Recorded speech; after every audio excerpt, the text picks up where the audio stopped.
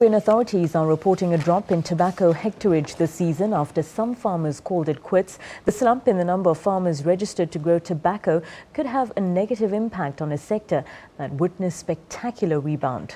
Over the past 3 years, tobacco production has inched towards the records set before the controversial land distribution policy that seized land from whites to give to blacks.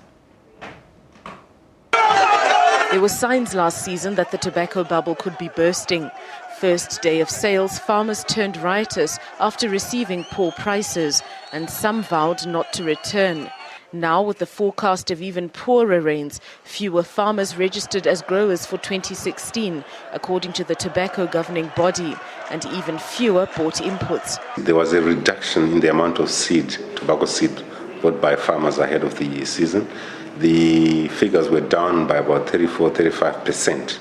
Going further, in terms of plantings, the irrigated crops, the amount of irrigated tobacco planted is more or less the same as last year. I think there's a slight decrease of about 300 hectares or so. But now coming to the dryland, obviously, that's where the biggest drop in terms of hectares happened as well, by about 20% overall. In terms of actual numbers, that's a drop from 89,000 to 70,000, and it's likely to affect Zimbabwe's economy. Tobacco is the third highest foreign exchange earner, but it's not all bad news. We've also seen some new growers coming into the industry, about 16,000 coming in for the first time, applying to become tobacco growers. The biggest threat to the crop, the El Nino effect. The current heat waves and lack of rainfall that we've been experiencing. If it wasn't for that, we think that would have produced almost the same amount as last year. Last year, the country produced almost 200 million kilograms of tobacco.